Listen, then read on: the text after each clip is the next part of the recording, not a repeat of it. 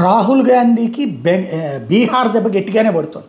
INDIA కూటమిలో కాంగ్రెస్ ఆధిపత్యాన్ని మన 2024 ఎన్నికల్లో మిగతా భాగస్వామ్య పక్షాలు మమతా, కేజ్రీవాల్, అఖిలేష్ వీళ్ళందరూ అంగీకరించలేదు. స్టాలిన్ను, శరద్ పవార్ లాంటి వాళ్ళు, ఉద్ధవ్ థాకరే లాంటి వాళ్ళు అంగీకరించారు, కానీ అతని ప్రధానమంత్రిగా మిగతా వాళ్ళు అంగీకరించలేదు.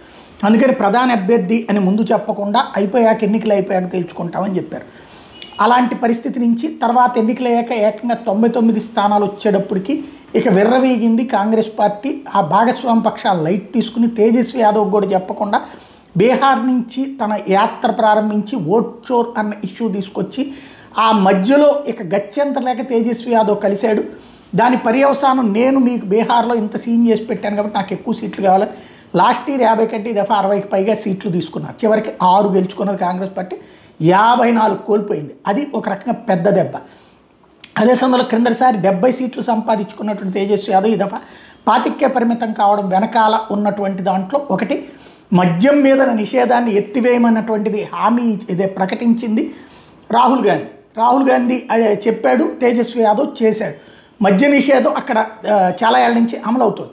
సరే, చాటుగా తాగేవాడు తాగుతుంటాడు, కానీ చట్టబద్ధంగా తాగడానికి అవకాశం లేదు. దీంతో 100కి 80% తాగుడు తగ్గింది. ఆ కారణంగానే అక్కడ కుటుంబాల ఆర్థిక వ్యవస్థ బాగుపడింది. ఇప్పుడు అక్కడ మహిళలు బాగుపడుతున్నారు. ఆ పిల్లలు చదువుకుని మన ఇతర రాష్ట్రాలకు ఉద్యోగాల కోసం, ఉపాధి కోసం వస్తున్నారు. సెట్ రైట్ అయింది. మళ్ళీ మద్యాన్ని ఓపెన్ చేసి దాని ద్వారా రాష్ట్రాన్ని నాశనం చేయడానికి ఆ డబ్బులతో సంక్షేమం చేస్తామనేటువంటి మహిళలు అంటే తాగబోయించి తమ మొగుళ్ళు తాగితే, తమ పిల్లలు తాగితే వాళ్ళు నాశనం అయితే ఆ డబ్బులు తీసుకొచ్చి తమకు సంక్షేమం ఇవ్వడం ఏంటి అన్నటువంటి కోపాన్ని చూపించారు. సాచి కొట్టినట్టయింది. అది పక్కన పెడితే ఇప్పుడు ఇంపాక్ట్ రాహుల్కి పెద్ద దెబ్బ పడుతుంది. బెంగాల్లో సరుకు వ్యతిరేకంగా యాత్ర కోసం ఏదైతే స్పెషల్ ఇంటెన్సివ్ రివిజన్ వ్యతిరేకంగా యాత్ర కోసం బెంగాల్కి రావద్దని మమత రాహుల్ గాంధీకి తేల్చి చెప్పింది. అట్లాగే రాహుల్ గాంధీ కంటే అఖిలేష్ ఇండి కూటమి నాయకుడిగా బాగుంటాడంటూ సమాజ్వాదీ పార్టీ నాయకులు ప్రకటించడం, అలాగే తమిళనాడులో 2026 అసెంబ్లీ ఎన్నికల్లో కాంగ్రెస్కి ఎక్కువ సీట్లు ఇచ్చేది లేదని డిఎంకే నాయకుడు ప్రకటించడం, ఇవన్నీ చూస్తే ఎదురు దెబ్బ తగిలినట్టుంది.